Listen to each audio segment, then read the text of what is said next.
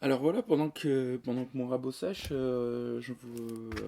enfin, la peinture de ce côté, puisqu'il restera les autres faces à peindre, plus euh,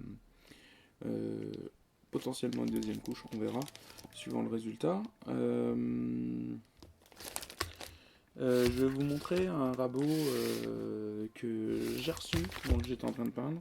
C'est un rabot que j'ai racheté sur eBay. C'est un rabot à combinaison. C'est un Stanley.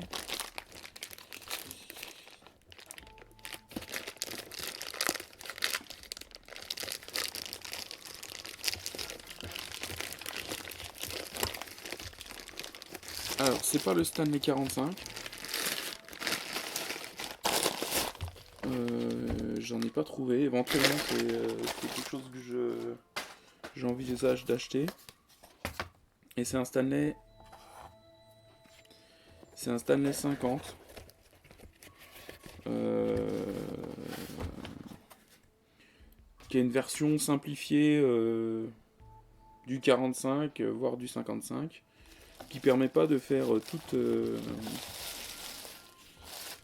les moulures, toutes les feuillures, enfin tout ce qu'on veut, mais qui permet déjà de faire beaucoup de choses. Alors, voilà. Donc, alors il est en super état. Enfin, je ne connais pas l'état exact. Hein, j'ai vu en photo sur eBay. J'ai gagné. Euh, je l'ai pas gagné aux enchères. C'est une enchère qui restait et j'ai fait une offre pour récupérer, enfin pour l'acheter. Donc j'ai fait une offre en dessous du prix d'enchère et qui fait que c'est potentiellement une bonne affaire. Hein. Pour en être sûr, on attendra définitivement la l'usage. Donc là je vous fais juste le déballage aujourd'hui pour vous montrer un peu le produit. Euh,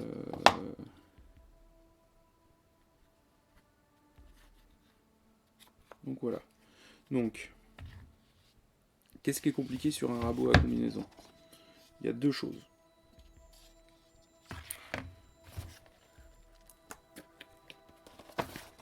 Alors, qu'est-ce qui est compliqué dans l'achat d'un rabot à combinaison? D'un, c'est qu'il vous faut toutes les pièces. Et sur le Stanley 50, en général, les pièces qui manquent,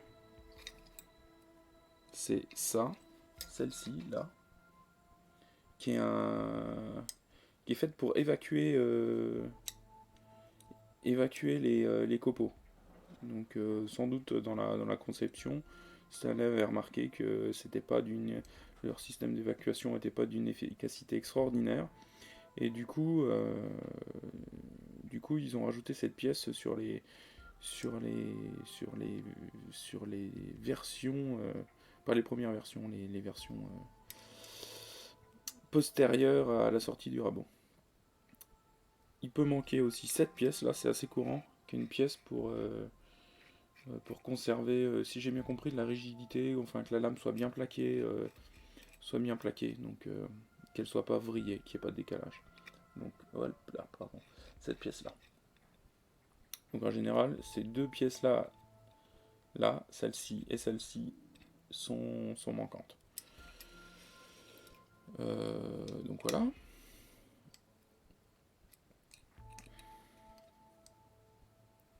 Alors, ce qui manque aussi de temps en temps, c'est ici. Là, vous avez deux petites lames.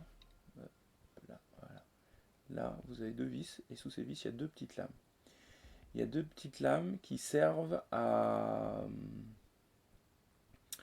Quand vous êtes en travers du fil, que vous faites une rainure en travers du fil, si vous ne voulez pas créer d'arrachement, il faut couper avant que la lame du rabot ne passe. Donc il faut faire une légère coupure dans les fibres, et donc ces deux petites lames qu'on positionne ici et qui vont venir à travers le fil faire une coupure. Quand vous êtes dans le sens du fil, bah, c'est pas nécessaire puisque ça marche comme un rabot classique. Ça sert à ça. Donc, on a... que je me trompe pas, moi j'ai encore jamais assemblé. Donc on va prendre une lame. Donc, au niveau des lames, vous avez 17 lames. Ça, c'est ce qui était livré avec le rabot classique. Pour vous donner le prix à l'époque, ça valait 2,50$ les 17 lames. Donc, on voit qu'on a eu de l'inflation. Donc, quand je dis au départ, c'est dans les années 1905 à peu près, 1910.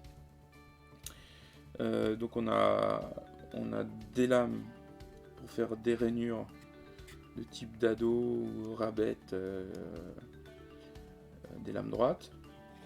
Une lame pour faire des assemblages de type rainure languette. Donc vous faites votre rainure avec, alors je crois que c'est un quart de pouce. Donc ça serait celle-ci à vue d'œil.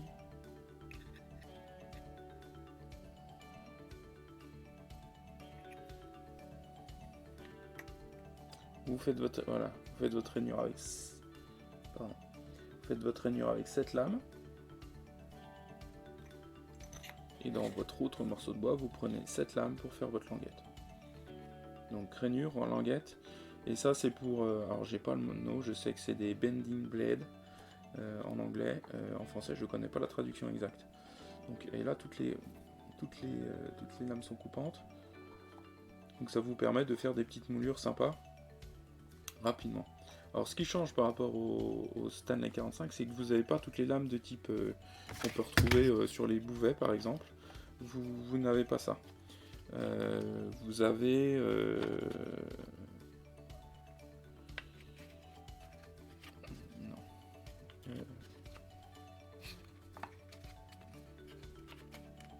voilà.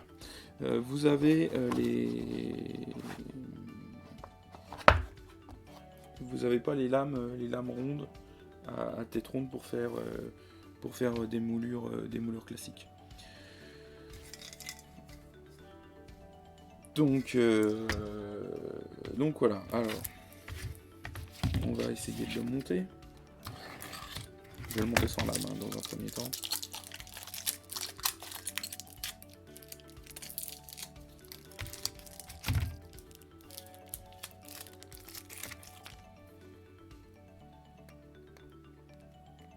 Donc il est vraiment dans une condition dans une condition exceptionnelle, quasi neuf. Alors après, je connais pas sa date de fabrication, mais je dirais, je sais pas, années 50 peut-être. Ouais, je pense pas plus. Donc vous montez vos deux guides parallèles.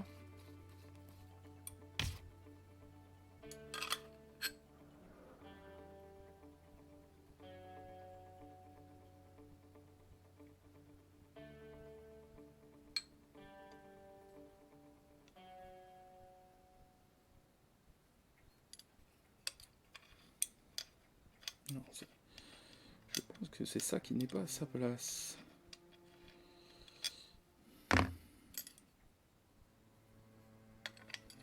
Voilà.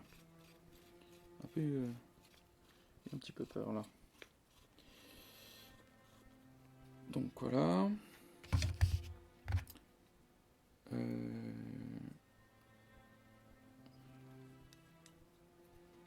Ensuite, vous avez cette pièce là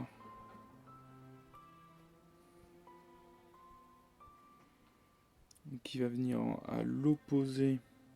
Donc on va mettre une lame quand même. Donc la première qu'on a sous la main. Alors les lames vont nécessiter peut-être un petit affûtage, mais c'est plutôt pas mal. Donc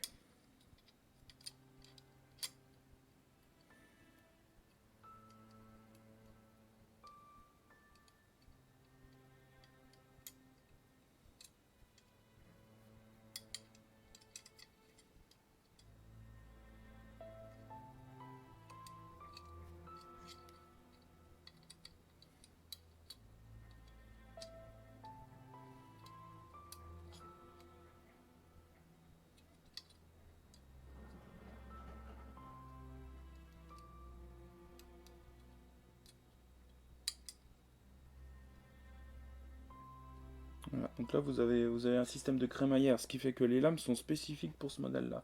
Vous avez un système de crémaillère, et quand vous poussez la petite molette, soit vous l'enfoncez, soit vous la ressortez, la lame. Donc ce qui vous permet de régler la profondeur, de passe de la lame. Ensuite, vous mettez cette pièce-là en face.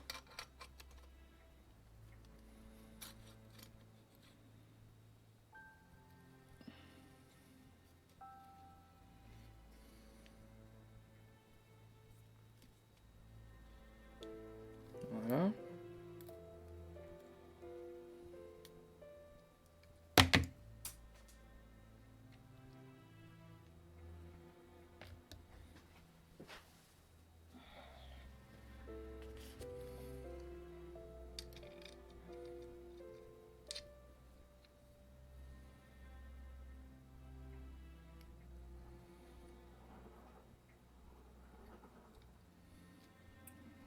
Là.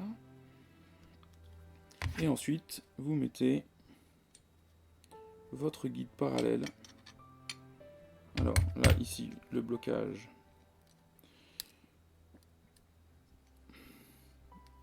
Je sais pas comment appeler exactement cette pièce, hein, mais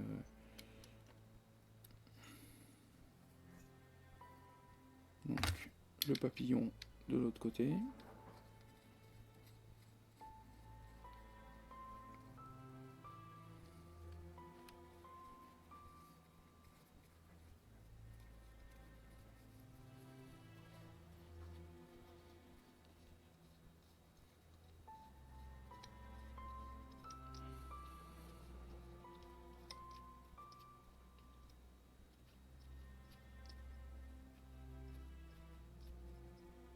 Donc voilà le papillon.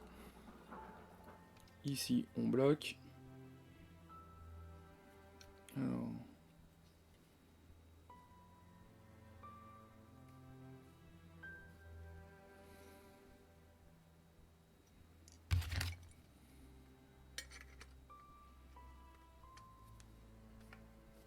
Je suis fatigué ce matin. Ça va pas du tout ici. Donc maintenant on peut mettre le guide parallèle.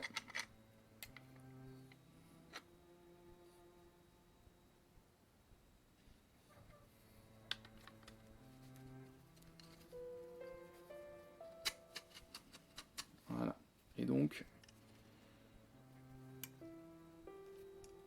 voilà. Le rabot semble complet. Alors les deux autres vis, il faut que je regarde sur la notice exactement où elles doivent aller.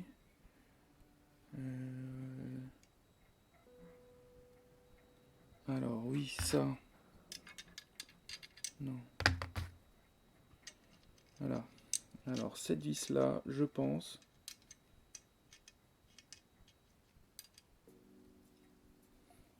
Alors cette vis ici, elle doit venir là pour régler la profondeur, le désalignement de cette pièce là pour optimiser, pour que là vous voyez hein, on a 1 mm en haut et 1,5 mm en bas, donc c'est pour régler ce faux équerre. Donc bien voilà, il n'y a plus qu'à s'amuser avec. Donc le rabot est maintenant réglé. On va le tester. Alors je viens juste de faire un tout petit essai hein, sur le chevron là à côté. Alors j'ai vraiment mis 2 minutes pour le régler, pour comprendre comment ça marchait. On va essayer. Je vais vous montrer. Alors, faut que je règle ma largeur. Donc là, hein, je rappelle, hein, j'ai pris vraiment la lame la plus bête et la plus simple de ce que j'avais en stock.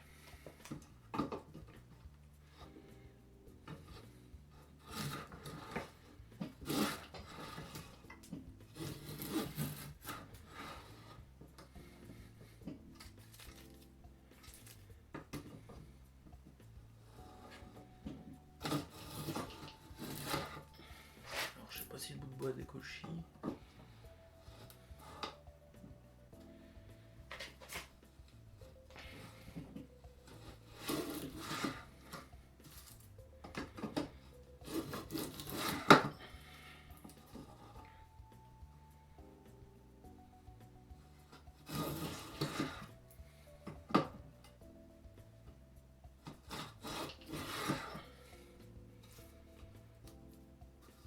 pense que je suis à contre-fil parce que ça.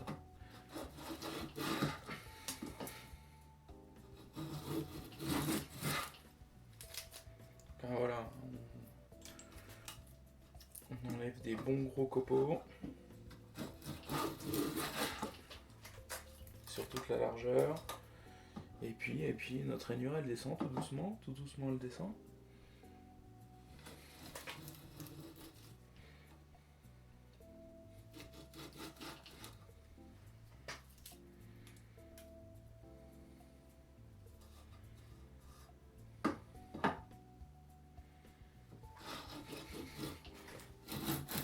Donc là je suis à contre-fil, hein, c'est pas terrible. Mais voilà. On a une rainure. Alors, qu'est-ce qu'il y accroche éventuellement? Je vais essayer de l'autre côté.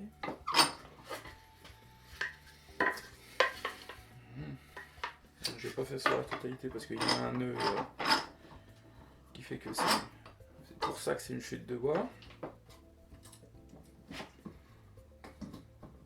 Ah mais oui. Alors oui, laissez-vous de la place quand même pour l'épaisseur du guide. Voilà, alors là je suis dans le sens du fil. Tout de suite ça va mieux.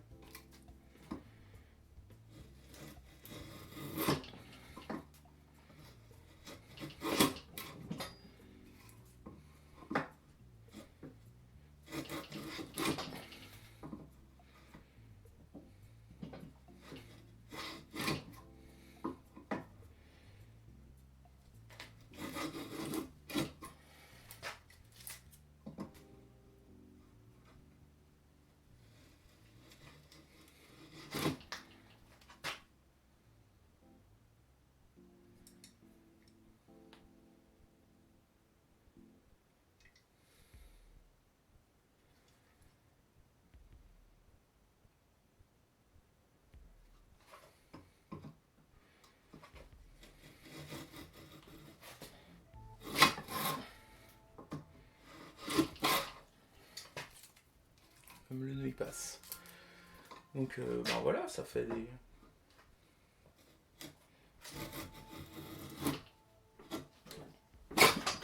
Ça fait des rainures.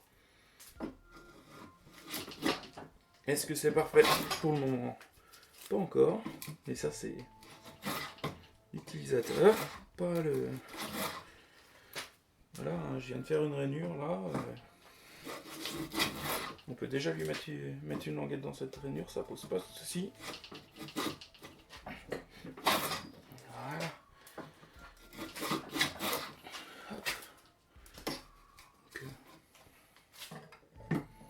Je vais la montrer avec la GoPro. Voilà, hein, la rainure, j'ai mis, je sais pas, vous regarderez hein, dans la barre YouTube, j'ai mis très peu de temps. Là voilà, il y a un beau nœud. Alors il y a l'arrachement au niveau du nœud, mais bon ça faut pas. Là, ça fallait s'y attendre. Par contre les lames sont bonnes parce que on a coupé le nœud sans souci. Voilà. Donc voilà, le Stanley 50. Bon, sortie de boîte, hein, il y a sans doute des choses à améliorer. Ici par exemple, là. Je sais pas si vous voyez. Là on plaque. Donc cette pièce là et cette pièce là, on plaque vraiment. Et on plaque pas en haut.